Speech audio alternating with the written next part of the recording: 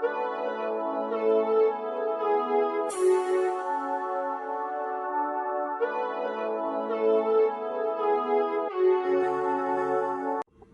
you guys, it's Isabel with the Exotic to Life and Beyond. So I will be starting a new type of blog. Um, Basically, it will be consisting of the mom life, taking care of a newborn, with many of advices, and of course recipes. So this is my 3 months old daughter. Look at her, she's so chunky.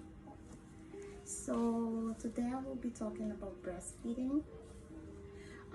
She's my fourth, and I breastfed all of mine. And I know there are so many ladies that struggle with breastfeeding, and I'm going to try to give some advice.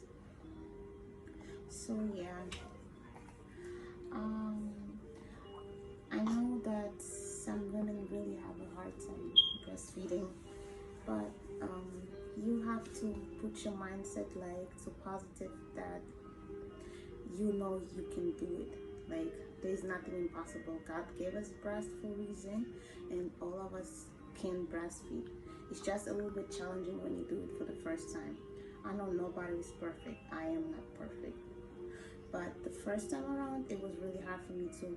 As soon as I had my first daughter, it was like at the hospital, the nurse would come up to me and tell me like, how come you don't know how to breastfeed? Like, are you serious? She's my first, how will I know? Like taking classes and then practicing it with the doll is one thing, and then having actually a baby and trying to breastfeed is something completely else. So, um, what I was gonna say too, that I had a lot of relatives like pressuring me and telling me, oh, the baby's not getting enough milk, you have to supplement, and me being crazy and listening to them. That's what I did, and that's where I made the biggest mistake. I was supplementing, and then all the time I was giving baby the bottle, the less milk I was making. So my daughter started having horrible refluxes, like vomiting back up, and then the eczema was terrible. Like everything was just out of control. So by the time I she was like 4 months old, I just put my foot down and I continued to breastfeed only. And I did so until she was about 15 months old. So she wasn't chunky as my last three, but she was pretty healthy.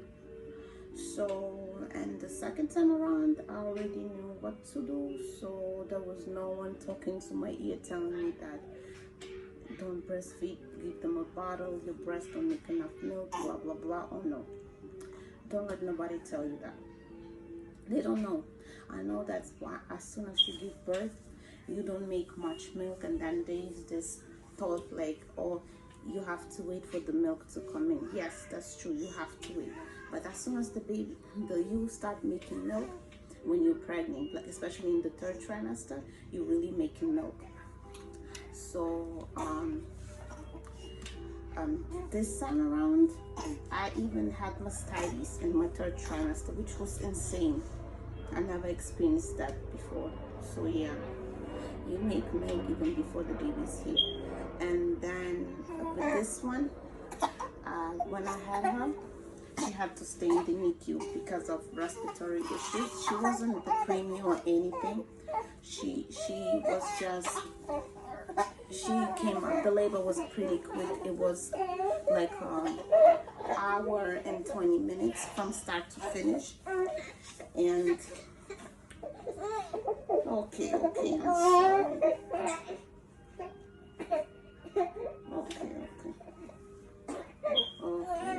Okay. So yeah. So and then she had to stay there. So basically me after labor I wasn't allowed to go down and see her because they were afraid that I might hemorrhage. So I had to pump milk. that was really interesting because when I started pumping, there was like coming out like maybe 15 cc's, 10 cc's, and the nurses were really surprised. They said, "Oh my God, that's a lot of milk." That was like a drop. But when you just have a baby, all they need is about a teaspoonful, so they don't need much. So that's just enough for that age. So don't think you need to give them like a 2 ounces bottle when they just born. Their tummy is really tiny, so they don't need that much. So, and then what I was gonna say, so she was there, and then I think like 6 hours after I gave birth, I was allowed to go see her. So I went to see her. She was all under the wires. It was really sad and heartbreaking. And then like all these machines beeping, but she only was there for 1 day, thank God, because I was there crying just in my room, because nobody wants to deal with that, like having a sick baby and having them in the NICU when you see everybody else has their baby with them in the room. So yeah, then I had to pump like the milk and give it to them so they can feed her. But like what I did, I came every 2.5 hours to the NICU, and I breastfed like for the whole 24 hours, like that, every 2.5 hours. I set my alarm and I was determined to do it. And then the next day they told me that she looks like she has jaundice, and I was like, oh no, not again, because I've been through that with my second daughter. It was not a pretty thing to go through. She was hospitalized for the whole week, and she was in the NICU. It was really scary, and she had some scary numbers. Hers weren't that high, but it was still scary. So what happened then?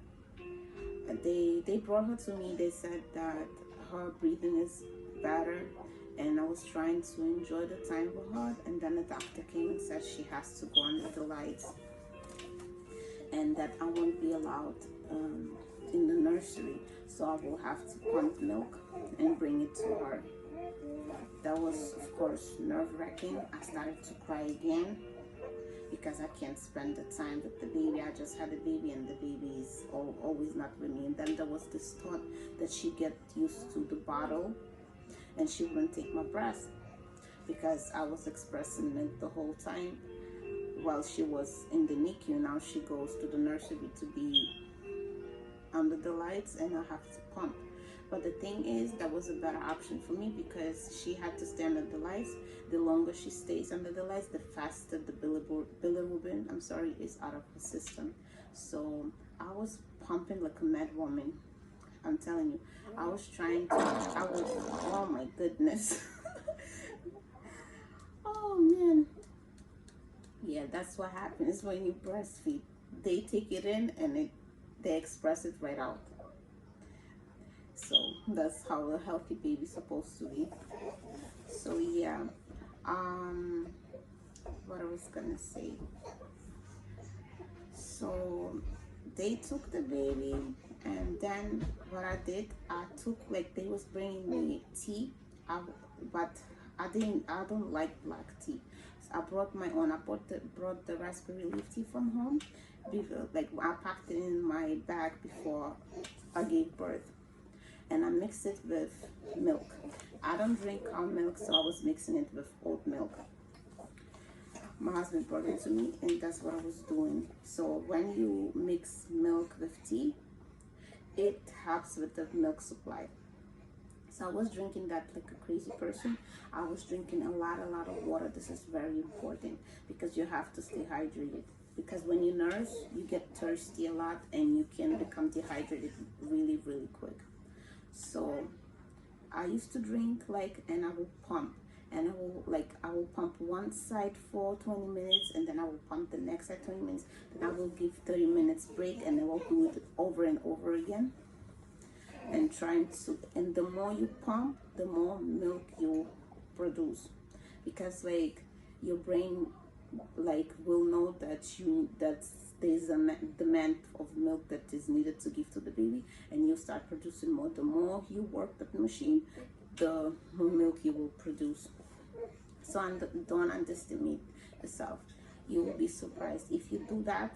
Because what I was doing, there was a day after I gave birth and I was doing that, and then on the second day, I was producing from both sides 5 ounces because I was working with it. I was scared that I will not make enough milk to give to the baby, because these doctors come and say, oh, you need to supplement, you're not gonna have enough milk, especially they have jaundice, and they secreting the little bit by pooping it out and peeing it out, so through urine. So you have to give them formula. Don't listen to that. You can do it with breast milk as well. I did it the first time around like that, and I could do it right now. So that's what I did, and that's what happened.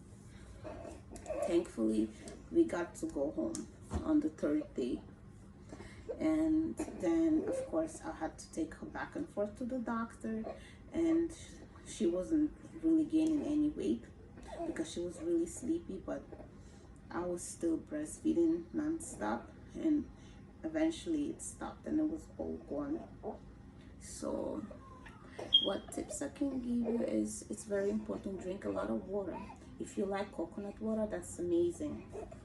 It's really good for you. That's what I'll be drinking. It keeps you hydrated. It has a lot of vitamins and minerals, and it has potassium, which is really important for you. So it's really, really healthy for you and the baby. So of course, drink a lot of regular water. You can drink red raspberry leaf tea, and then there is a tea called mother's milk tea. That tea is really good too. It has fennel in it, so fennel is galactolog, so it helps you produce more breast milk. And then there's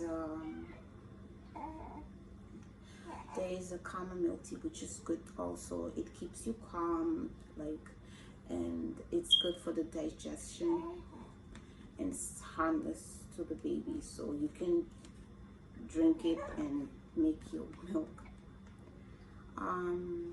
What I was gonna say too, there's of course some things that you can go overdose on, like chocolate. Sometimes you could see a reaction in the baby, like them being awake longer and really, really fussy. So yeah, avoid too much chocolate, and of course coffee. You don't want them to be up all night and driving you insane, but those are the days once you bring the baby home. So yeah, I will list all the things I use down below and where I got them from. Um, Thank you everybody for watching, and I'll see you the next time. Bye.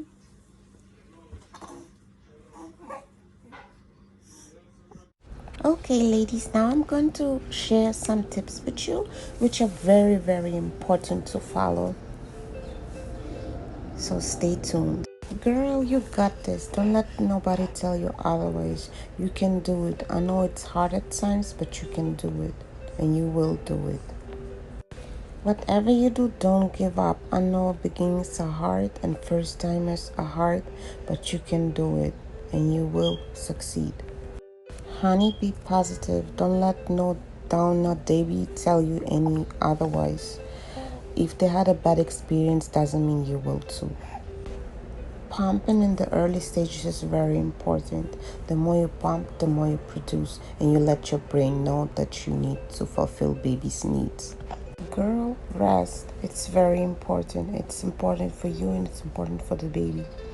You spend a hard time making that baby, cooking it, and then once that baby is born, you need to continue to take care of yourself.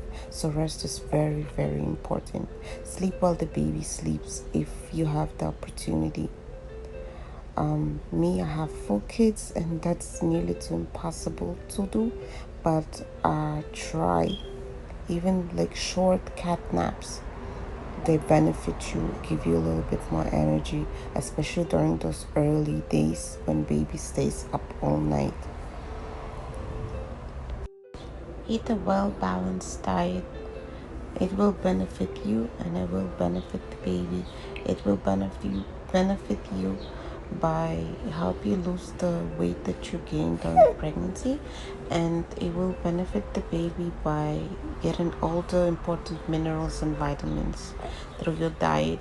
And of course, you can supplement with vitamins like the prenatal vitamins. I'm not telling you to eat all green like a cow chewing grass. No, just try to incorporate a little bit of everything and you're good to go. And hydrate, it's very important. You have to drink to make more milk and to stay hydrated, because if you don't drink enough, it doesn't mean you won't be making any milk, but you will be all drained out and you don't want to be. So try to drink at least 8 glasses of water. Things to drink that boost your milk supply is the mother's milk tea. It's organic and it's made out of fennel, and fennel is a galactolog which helps with milk production. It tastes good as well. You can also mix it with milk. It helps. So here's the chamomile tea. It's calming and helps with digestion and helps the baby sleep as well if you are indigested. And it helps increase more breast milk as well. So try it. And it tastes really good. So next is coconut water. Coconut water is really good. It's good at keeping you hydrated, and it has potassium, which is good also postpartum to eliminate the ankle swellings, and it boosts milk supply as well. So double bonus.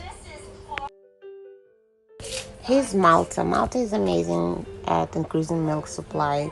I usually mix it with milk. I use oat milk or almond milk because I'm allergic to dairy, and you may mix it with anything you like. Some mix it with carnation milk, some with regular milk, however you want to. It helps at boosting milk supply. So there's oat milk. Oat milk is amazing. Oats are known to boost milk supply because of its amazing nutrients. So try it and you won't be disappointed.